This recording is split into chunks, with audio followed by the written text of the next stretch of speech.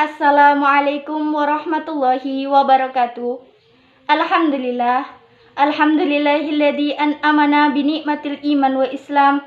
Wa nusalli wa nusallimu ala khairil anam sayyidina wa habibina Muhammad sallallahu alaihi wasallam, amma ba'du.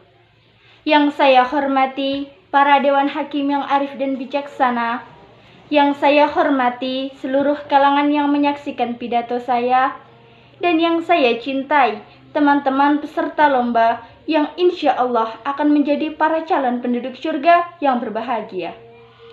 Pertama dan utama, marilah kita panjatkan puja dan puji syukur kehadirat Allah Subhanahu wa Ta'ala yang telah melimpahkan nikmat dan hidayahnya berupa iman dan Islam.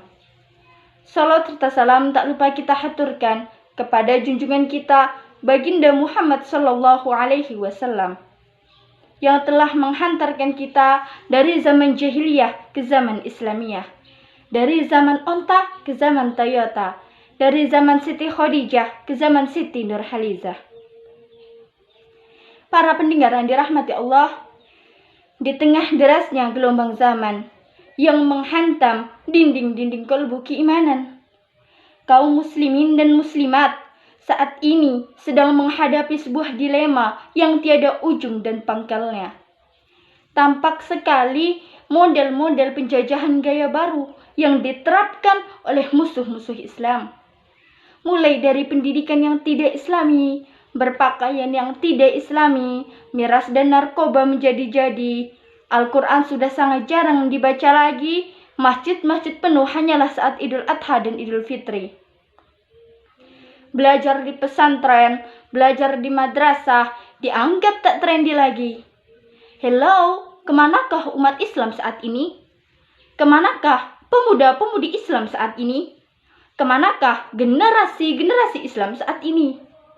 Padahal salah satu tugas umat Islam dalam rangka menghidupkan ajaran agama Allah Subhanahu wa Ta'ala yang merupakan warisan Rasulullah Sallallahu Alaihi Wasallam, salah satunya dengan memakmurkan masjid-masjidnya Allah.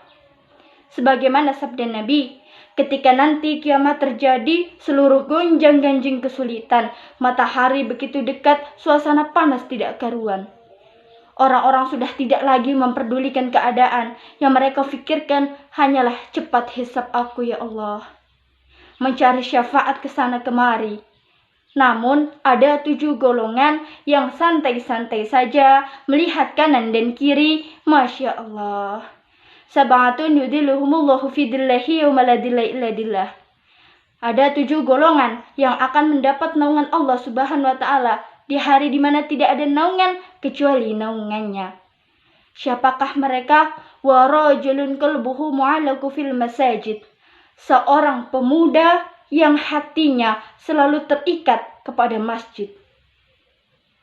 Para pendengar yang budiman, maksud dari hadis ini adalah seorang pemuda yang dalam segala aktivitasnya senantiasa merindukan masjid. Rindu untuk sholat berjamaah di masjid, rindu untuk mengikuti kajian di masjid, dan rindu untuk memakmurkan masjid-masjid. Memang di zaman sekarang ini sangat sulit menemukan pemuda seperti itu. Coba saja kita lihat di masjid-masjid besar. Di dalamnya berapa jumlah pemuda yang mengikuti kegiatan sholat berjamaah? Berapa jumlah pemuda yang mengikuti kajian keislaman?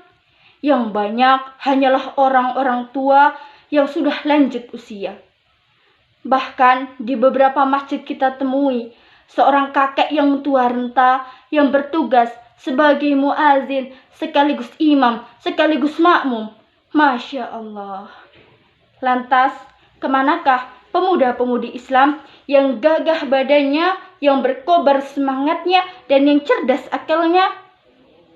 Nampaknya kemalasan telah membuat badan yang gagah menjadi ringkih. Keterlenaan telah membuat semangat yang berkobar menjadi padam. Kecintaan pada kesenangan dan hura-hura telah membuat akal yang cerdas menjadi tumpul. Sahabat-sahabatku yang beriman, tidak salah jika salah seorang rahib Yahudi pernah berkata, Islam tidak akan pernah menang dan jaya kecuali sholat 5 waktunya di dalam masjid sama seperti sholat Jumatnya. Ya, karena dari masjid-masjidlah Rasulullah membangun peradaban Islam yang gemilang. Dari masjid-masjidlah Rasulullah mendakwahkan Islam hingga terkenal kepada seluruh penjuru dunia. Dan dari masjid-masjidlah Rasulullah mendidik para sahabat sehingga menjadi generasi terbaik sepanjang masa.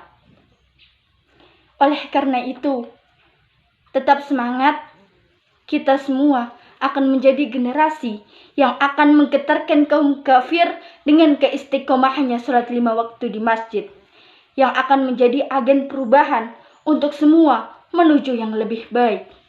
Tetaplah menjadi pemuda-pemudi Islam yang semangat dalam memakmurkan masjid, agar kita termasuk ke dalam 7 golongan yang akan Allah naungi nanti di padang mahsyar, insya Allah. Mungkin hanya itu yang dapat saya sampaikan. Salah dan hilaf mohon dimaafkan. Sampai bertemu di lain waktu, hari dan kesempatan. Wassalamualaikum warahmatullahi wabarakatuh.